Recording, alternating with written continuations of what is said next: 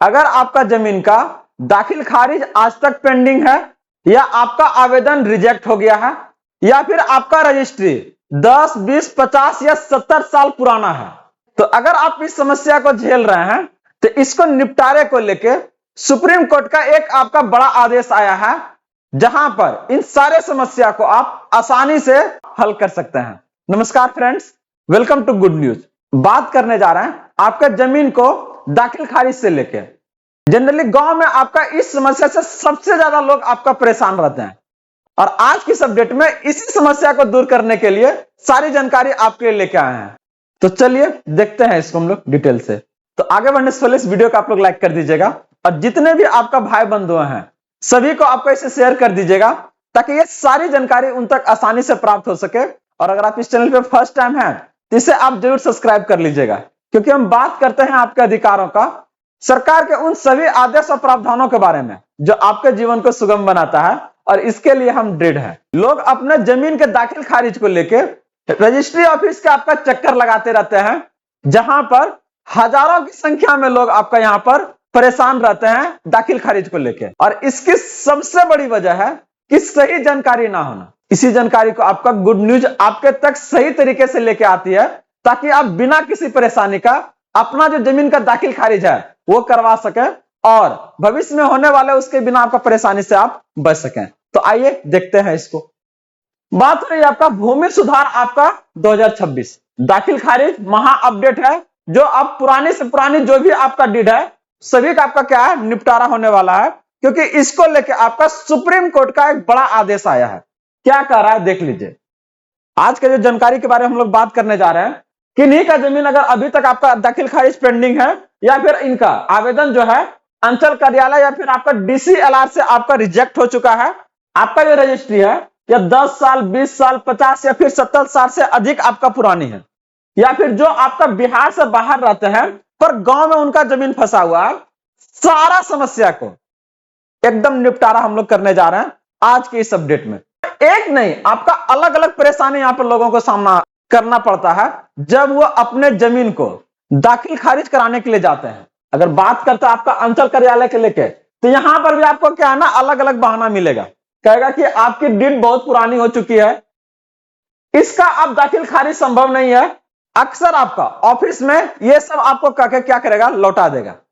लोगों के पास आपका कोई ऑप्शन नहीं बचता है, छोड़ छाड़ के क्या है ना अपना काम धंधा में आपका लग जाता है, और आगे चल के ये परेशानी उनके लिए क्या और आपका बढ़ जाती है। तो एकदम आपको छोड़ना नहीं। कैसे आप इसका निपटारा कीजिएगा आज ही बता रहे हैं। एकदम इसको क्या है ना जल्द से जल्द आप लोग करवाइए। अगर आपका दाखिल खारिज अभी तक आपका पेंडिंग है तो कैसे करवाइएगा, देखिए इसको ध्यान से। सुप्रीम कोर्ट का एक चेतावनी है कि कब आपकी रजिस्ट्री की वैल्यू आपका 0 है। कंडीशंस क्या है, यदि जमीन बेचने वाला असली मालिक आपका नहीं था, एक कारण है।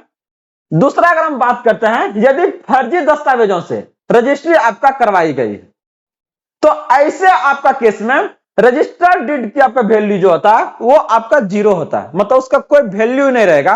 अगर ये आपका परेशानी लोगों के सामने अगर आ रहा है, तो जहां पर आपका बेचने वाला असली मालिक नहीं है, उसका कोई दूसरा मालिक बनकर उस जमीन को बेच दिया है, या फिर आपको क्या है दूसरा दस्तावेज दिखा के क्या किया, उसका रजिस्ट्री करवा दिया गया था, तो ऐसे में आप क्या कीजिएगा।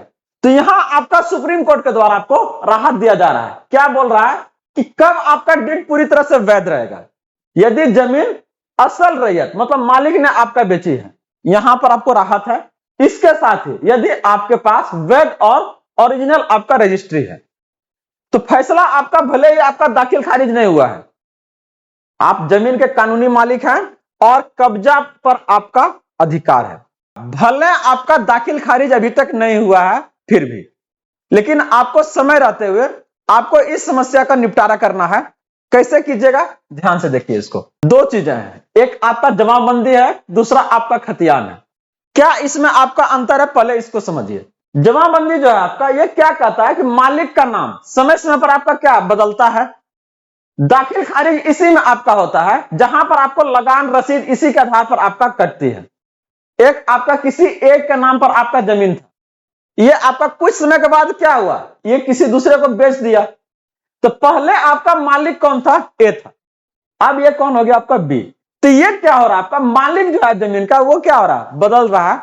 और इसके लेकर क्या होता है, आपका दाखिल खारिज होता है, जिसके लिए आपको क्या लगता है, रसीद आपका कटता है, वहां पर आपको कुछ पेड करना पड़ता है। लेकिन वही अगर हम बात करते हैं आपका खतियान, तो ये क्या है आपका, यह बार बार आपका नहीं बदलता है, सिर्फ आपका सर्वे के समय पर क्या होता है, अपडेट होता है। और इसी को लेकर लोग क्या है ना, परेशान रहते हैं। यहां पर अगर आप देखिएगा समय समय पर, और रीजंस क्या है ना, कि अब जो बेच रहा था ये, इसका क्या है ना, अगर बात करते हैं एग्रीमेंट जो होता है, कोई दूसरा आदमी करवा लिया उस जमीन का किसी थर्ड के नाम से, और वो क्या किया, उस जमीन को बेच दिया। अब परेशानी देखिए कहां आएगा, अब खतियान में आपका डाटा कुछ और कह रहा है और यहां पर आपका डाटा कुछ और कह रहा है, ये मिसमैच हुआ, लोगों की परेशानी शुरू। तो ये सारी परेशानी से बचने के लिए क्या होता है, आपका ये दाखिल खारिज करवाया जाता है कि नहीं, अगर हम जमीन में खरीदे हैं तो अपना नाम पे इसका मालिकाना हक कर लेते हैं। और इसी में लोगों को क्या आपका परेशानी होता है।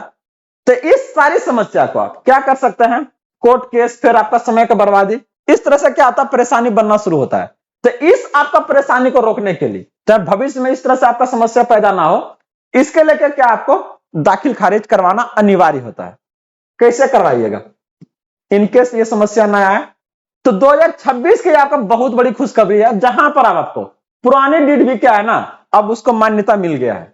अगर आपका जमीन बहुत पुराना है तो दाखिल खारिज क्या है ना, आपका संभव है, यदि आपके पास उसका वैध ओरिजिनल दस्तावेज है और जमीन पर आपका कोई भी विवाद या फिर ऑब्जेक्शन नहीं है।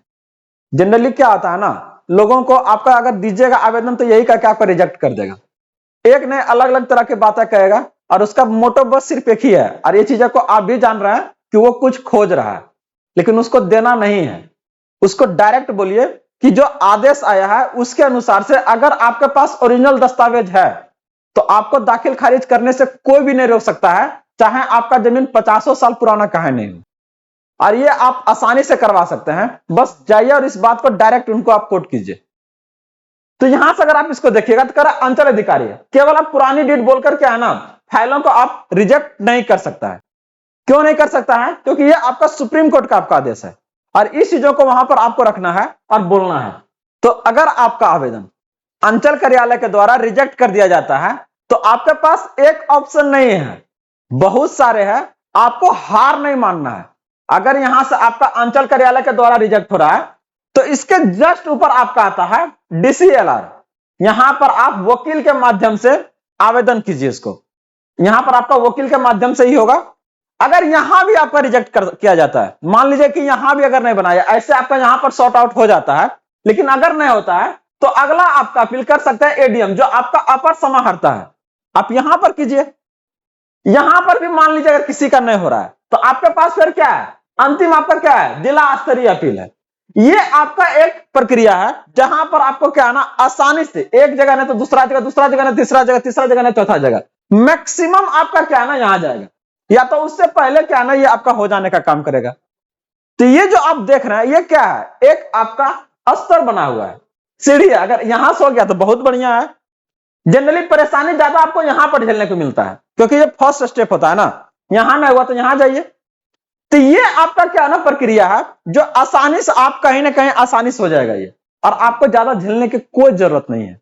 लोग बस क्या है ना यहीं पहुंच रहा है, आगे बढ़िए महाराज, क्या दिक्कत है, कोई ज्यादा खर्चा नहीं है, बस क्या है ना जानकारी आपके पास होना चाहिए, जहां से इस समस्या का निपटारा आप आसानी से करवा सकते हैं।